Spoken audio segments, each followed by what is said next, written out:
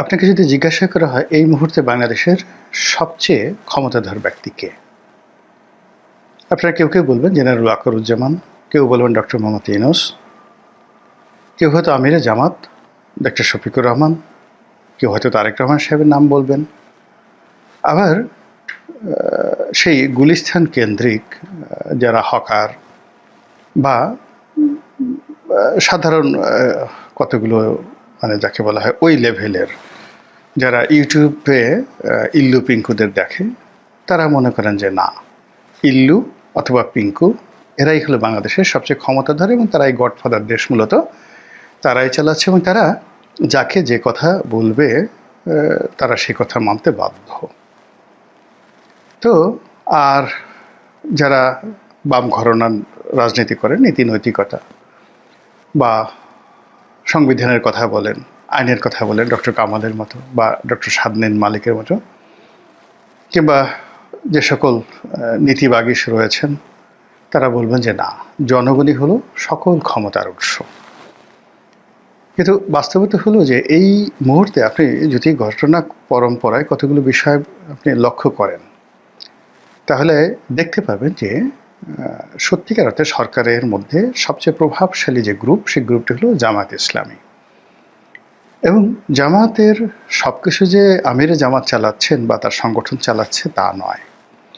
দৃশ্যপটে এখন আমার কাছে মনে হচ্ছে ব্যক্তিগতভাবে যে জামাতের প্রয়াত আমির, জামাতের আধ্যাত্মিক নেতা, বাংলাদেশে জামাতের প্রতিষ্ঠাতা যাকে বলা হয়, আধ্যাত্মিক গুরু অধ্যাপক গোলাম আজম, তার যে সুযোগ্য পুত্র ব্রিগেডিয়ার আমান আজমি মজলুম, আমাদের দেশে দুজন লোককে জামাতের লোকজন বা ইসলামপন্থীরা মজলুম হিসেবে স্বীকৃতি দেন। তার মধ্যে এক নম্বরে হলেন মজলুম সাংবাদিক জনাব মাহমুদুর রহমান, আমার দেশের সম্পাদক, আর অধ্যাপক গোলাম আজম সাহেবের সুযোগ্য পুত্র ব্রিগেডিয়ার আমান আজমি, তাকে মজলুম হিসেবেই মানুষজন স্বীকৃতি দেয়। অনেক মানুষ আওয়ামী লীগের দ্বারা নির্যাতিত হয়েছেন বিভিন্ন সময়, কিন্তু ইসলামপন্থীদের কাছে এই দুজন মানুষের যে মজলুম বা তারা যেভাবে জুলুমের শিকার হয়েছেন, এটা রীতিমতো একটা সেলিব্রিটির পর্যায়ে চলে গেছে। এবং এই বর্তমান এই জমানাতে এই দুজন মানুষই এখন সবচেয়ে সুবিধাজনক অবস্থানে আছেন। তারা যদি হাসেন, বাংলাদেশের ইসলামপন্থী যারা লোকজন রয়েছেন সবাই হাসেন, তারা এখন কাঁদেন না, কিন্তু যদি কোনো কারণে তারা কাঁদেন, কিয়ামত হয়ে যাবে। যদি কোনো অবস্থায় তারা রাগ হয়ে যান, হুকুম দেন, সঙ্গে সঙ্গে লক্ষ লক্ষ তাদের ভক্ত মুরিদান অনুসারী দলমত নির্বিশেষে রাস্তায় নেমে কার যে জিয়াফত করে ফেলবে আপনি টেরও পাবেন না। তো সেই দিক থেকে আমার কাছে ব্যক্তিগতভাবে ব্রিগেডিয়ার আমান আজমি, ওনাকে সবচেয়ে ক্ষমতাধর লোক মনে হচ্ছে in terms of administration and state policy এই ক্ষেত্রে। আর মাহমুদুর রহমান হলো জনমতের ক্ষেত্রে বা যারা দক্ষিণপন্থী রয়েছেন তাদের উপর প্রভাব প্রতিপত্তির ক্ষেত্রে তিনি ক্ষমতাধর। আমি তাকে নিয়ে আলোচনা না করে ব্রিগেডিয়ার আমান আজমিকে নিয়ে আলোচনা করব। ওনাকে নিয়ে আলোচনা করার আমার অধিকার আছে।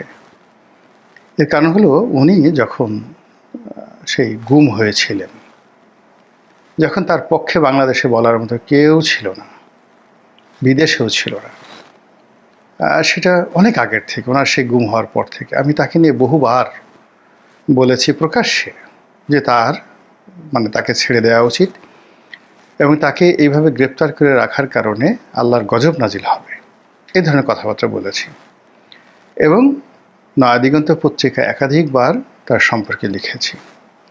আর এই ধরনের লেখনের কারণে তার যে সকল আত্মীয় স্বজন আছেন আমেরিকাতে, ইংল্যান্ডে, তারা টেলিফোন করেছিলেন।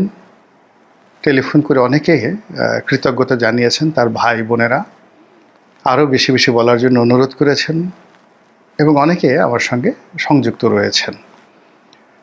তো সেই আমান আজমি যখন বের হলেন, জেলখানা থেকে বের হলেন, সঙ্গতির কারণে আমি খুব আবেগপ্রবণ ছিলাম। আমার কাছে মনে হয়েছে যে তার এই মুক্তির পেছনে আমার দোয়া সুবাসিস ছিল, তার সঙ্গে সঙ্গে আমার চেষ্টাও ছিল। তো সেই মানুষটি যখন বের হলেন, বের হওয়ার পর তার কিছু কর্মকাণ্ড নিয়ে, কথাবার্তা নিয়ে খুব ট্রল হলো।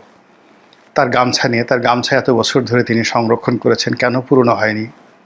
তিনি যে গামছা দিয়ে চোখের পানি মুছেছেন, এই সমস্ত বিষয়াদি নিয়ে নানা মানুষের নানা রকম ট্রল করার চেষ্টা করছিলেন। তার ব্যক্তিগত জীবন, পারিবারিক জীবন, কথাবার্তা এই সমস্ত নিয়ে ভীষণ রকম ট্রল হচ্ছিল। এবং সেই ভারতের সাথে বাংলাদেশের সম্পর্ক, পাকিস্তানের সাথে বাংলাদেশের সম্পর্ক, সেনাবাহিনী নিয়ে কিছু কথাবার্তা এলোমেলো হয়ে যাচ্ছিল, এবং সম্ভবত সেই জায়গা থেকে তিনি ঘুরে দাঁড়িয়েছেন। এটার বহু বছর একটা মানুষ যখন আলো আঁধারির মধ্যে থাকেন, পরিবার থেকে বিচ্ছিন্ন থাকেন এবং অনেকগুলো ট্রমা তার মধ্যে কাজ করে, সঙ্গত কারণে স্বাভাবিক জীবনে ফিরে আসার পর তাদের স্বাভাবিক হতে বহু সময় লাগে।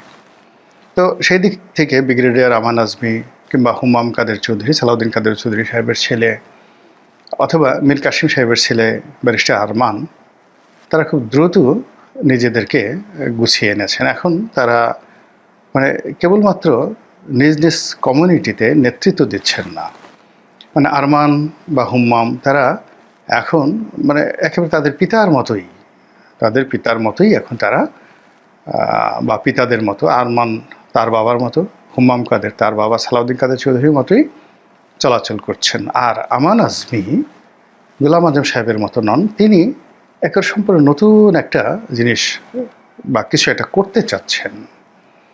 এখন সেটা ইসলামী রেভলিউশন হতে পারে, সেটা জামাত ইসলামীকে ক্ষমতা আনার জন্য একটা পরিকল্পনা হতে পারে, অথবা আরও অনেক কিছু।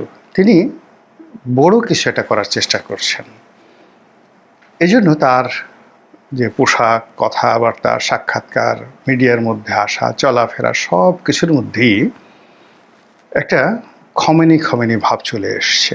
আয়াতুল্লাহ আলী খামেনি অথবা আয়াতুল্লাহ রুহুল্লাহ খামেনি, বর্তমান খামেনি যিনি আছেন, অথবা তার বাপ আয়াতুল্লাহ খামেনি, এইরকম একটা মানে যাকে বলে তার ভাবসাব চলে আসছে।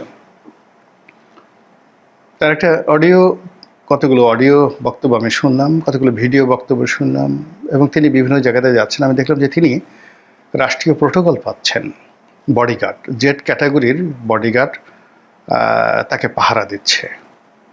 ইট মিনস রাষ্ট্র তাকে খুব কেয়ার করছে। দ্বিতীয়ত তার ক্ষমতা, আমি যে তাকে সবচেয়ে ক্ষমতাধর লোক বললাম, এই কারণে বললাম যে অতি সম্প্রতি একটা ইউটিউব চ্যানেলে তিনি সাক্ষাৎকার দিয়েছেন, এবং সেখানে তিনি যেটি স্পষ্ট তার নিজের মুখে বলেছেন যে তার সঙ্গে জেনারেল ওয়াকারুজ্জামান সাহেবের কথা হয়েছে, এবং জেনারেল ওয়াকারুজ্জামান করজোড়ে হাত জোড় করে তাকে মিনতি করেছেন, অনুনয় জানিয়েছেন, বিনীত সেই প্রস্তাবনা দিয়েছেন। বলেছেন, স্যার আপনি দয়া করে এই আর্মি অফিসারদেরকে, সার্ভিং আর্মি অফিসারদেরকে আসামির কাঠগড়ায় দাঁড়া করাবেন না, বা তাদেরকে আপনি কোর্টে নেবেন না। তো এই যে তার যে এই বক্তব্য, সেই বক্তব্যের মধ্যে যথেষ্ট দৃঢ়তা ছিল, এবং তিনি সেই সেনাপ্রধানের সঙ্গে যে কথাবার্তা বলেছেন, তখন নর্মালি একজন সেনাপ্রধান, আমি অনেক সেনাপ্রধানকে দেখেছি যারা সাবেক সেনাপ্রধান হয়ে গেছে, রাজনীতিতে এসেছেন বা আসেননি, কিন্তু পরবর্তীতে দেখা গেল তাদের সাথে অনেক জুনিয়র সেনাপ্রধান তাদেরকে তোয়াজ এবং তদবির করে কথা বলেছেন বা কথা বলে চলেন, ক্ষমতার এরকম একটা দাপট। তো সেই দিক থেকে জেনারেল ওয়াকারুজ্জামানকে বাংলাদেশের এখন যারা সাবেক সেনাপ্রধান আছেন সবাই প্রিভিলেজ দেন। তারপরে শেষে এমনকি তার যারা কোর্স মেরিট আছে, তার যারা সিনিয়র আছেন, সবাই তাকে পাত্তা দেন। আমরা যারা রাজনীতির ময়দানে রয়েছে, আমরা তো বলতেই মানে যে কোনো সময় যে কোনো ঘটনা ঘটে যেতে পারে, এই জন্য সামরিক বাহিনীর যে কোনো কর্মকর্তাকে আগের থেকে আমরা তোয়াজ করি, তদবির করি। কিন্তু আমান আজমের তদ্রূপ নন, তিনি একেবারে খালিদ বিন ওয়ালিদের মতো তিনি এই অকপটে এই কথা বলে দিলেন মিডিয়ার সামনে এসে যে জেনারেল ওয়াকারুজ্জামানকে তিনি কি উত্তর দিয়েছেন। এবং পরবর্তীতে যখন তিনি মামলা করলেন এবং কোর্ট মানে আন্তর্জাতিক ট্রাইব্যুনাল যে আজ রয়েছে, সেই ট্রাইব্যুনালে যখন সামরিক কর্মকর্তাদের বিরুদ্ধে গ্রেপ্তারি পরোয়ানা হলো, তারপর তাদেরকে সেই কোর্টে হাজির করা, বিচার করা, জেলখানা আনা নেওয়া, সব ব্যাপারে আমরা নানা রকম আশঙ্কার কথা শুনেছিলাম। কিন্তু ব্রিগেডিয়ার আমান আজমির যে দৃঢ়তা, সেই দৃঢ়তার কারণে দেখা গেল যে আলটিমেটলি তিনি যেভাবে চেয়েছেন ঠিক সেইভাবেই সব কিছু হয়েছে।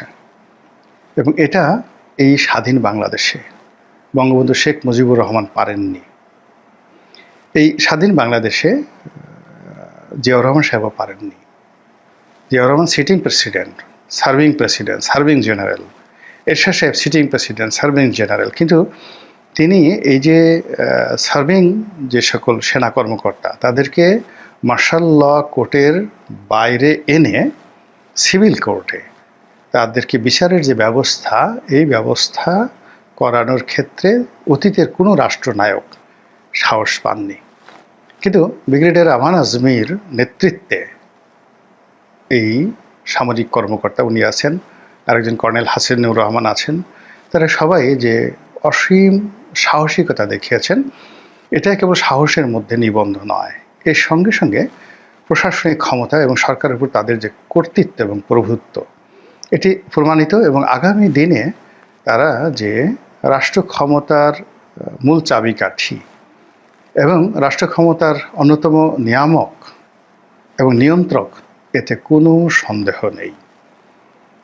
জামাতের একটা সুবিধা রয়েছে, তারা তাদের যারা প্রিভিয়াস নেতা রয়েছে তাদেরকে ওন করে, তাদের ফ্যামিলিকে ওন করে।